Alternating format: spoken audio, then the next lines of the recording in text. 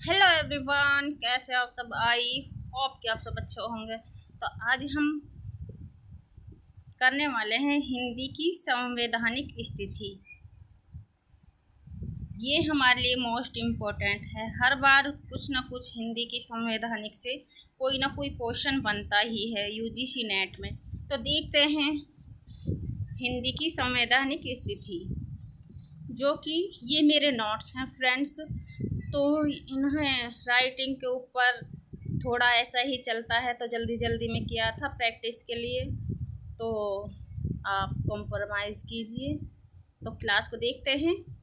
14 सितंबर 1949 को हिंदी का राज्यसभा की मान्यता हुई। भाग 17 अनुच्छेद 343 से 351 में 8वीं अनुसूची में ये शामिल है, और 8वीं अनुसूची में 22 भाषाएं हैं। अनुच्छेद 120 में संसद की राजभाषा है। अनुच्छेद 120 में संसद की राजभाषा है।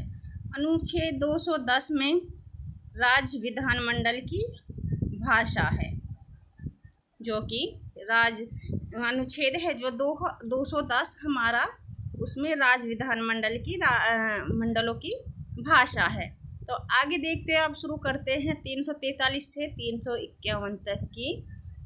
हमारे 343 अनुच्छेद 343 से अनुच्छेद 351 तक के क्या क्या है। तो देखते हैं 343 में राजभाषा हिंदी, लिपि, देवनागरिक, अंतर्राष्ट्रीय अंक। ये मैंने शॉर्ट में ही बनाया हुआ है, इनको याद रखने के लिए ये कीवर्ड हैं। तो इनको हम अगर जैसे राजभाषा हिंदी, लिपि, देवनागरी, अंतर्राष्ट्रीय अंक, ये हमारे 343 में आते हैं। फ्रेंड्स, ये मेरे शॉर्ट नोट्स हैं, तो इसलिए ये मत बोलना कि इसमें कुछ समझ में नहीं आ रहा, तो मैं आप लोगों के लिए बताती चल रही हूँ। अनुच्छेद 344 में राष्ट्रपति प्रत्येक 10 वर्ष बाद राजभाषा आयोग का गठन करता है, जो 7 जून 1955 में राजभाषा आयोग आया था, जो कि अनुच्छेद 344 में है। राष्ट्रपति है जो प्रत्येक 10 वर्ष बाद राजभाषा आयोग का गठन करता है, और हमारा जो पहला राजभाषा आयोग था 7 जून 1955 में राजभाषा आयोग आया था। तो अनुच्छेद 345 देखते हैं। राज्यों को अपने राजभाषा चयन करने का अधिकार, अन्यथा अंग्रेजी भाषा का प्रयोग। ये हमारा 345 अनुच्छेद में आता है। क्या आता है 345 में? राज्यों को अपने राजभाषा चयन करने का अधिकार, अन्यथा अंग्रेजी भाषा का प्रयोग। आगे देखते हैं अनुच्छेद 346 संघ द्वारा निर्धारित भाषा एक राज्य और दूसरे राज्य के बीच पत्र आदि की राजभाषा, जो 346 में आती है। 346 में फिर से देखते हैं एक बार। संघ द्वारा निर्धारित भाषा एक राज्य और दूसरे राज्य के बीच पत्र आदि की राजभाषा है। आगे देखते हैं अनुच्छेद 347 राज्य की जनसंख्या द्वारा बोली जाने वाली भाषा को दूसरी भाषा के रूप में मान्यता है। राज्य की जनसंख्या की मांग पर राष्ट्रपति की अनुमति है। ये हमारा 347 में अनुच्छेद में आया है।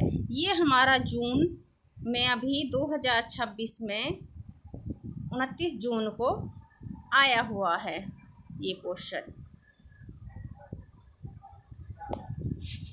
आगे देखते हैं अनुच्छेद 348 में उच्चतम न्यायालय, उच्च न्यायालय की सभी कार्रवाइयाँ या अंग्रेजी भाषा में होंगी।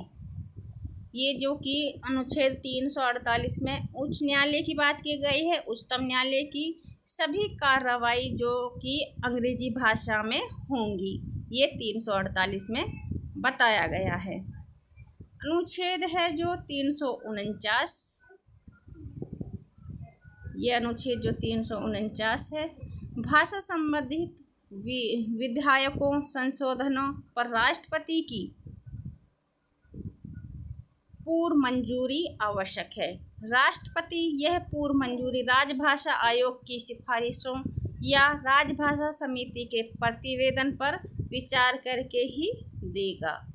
ये 349 में बताया गया है। तो देखते हैं फिर से एक बार, भाषा संबंधी विधायकों संशोधनों पर राष्ट्रपति की पूर्व मंजूरी आवश्यक है। राष्ट्रपति यह पूर्व मंजूरी राजभाषा आयोग की सिफारिशों या राजभाषा समिति के प्रतिवेदन पर विचार करके ही देगा।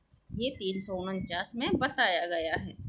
देखते हैं अनुच्छेद 350, अल्पसंख्यक वर्ग एक राजभाषा अधिकारी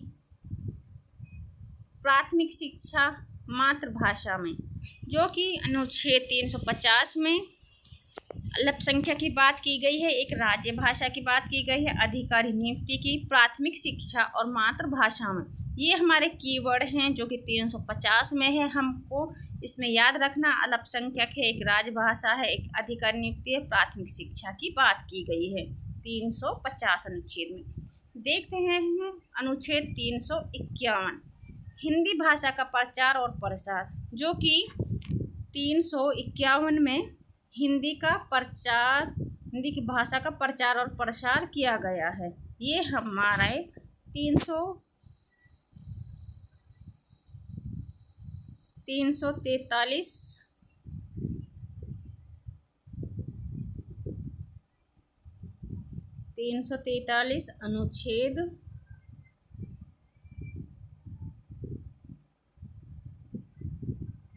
343 अनुच्छेद से 351 अनुच्छेद तक हमने पढ़ लिया है। तो ये हमारे हिंदी की संवैधानिक स्थिति थी जो हमने पढ़ लिया है। तो फ्रेंड्स, क्लास को हम यहीं एंड करेंगे। अगर क्लास पसंद आई हो तो लाइक कीजिए, शेयर कीजिए और सब्सक्राइब कीजिए।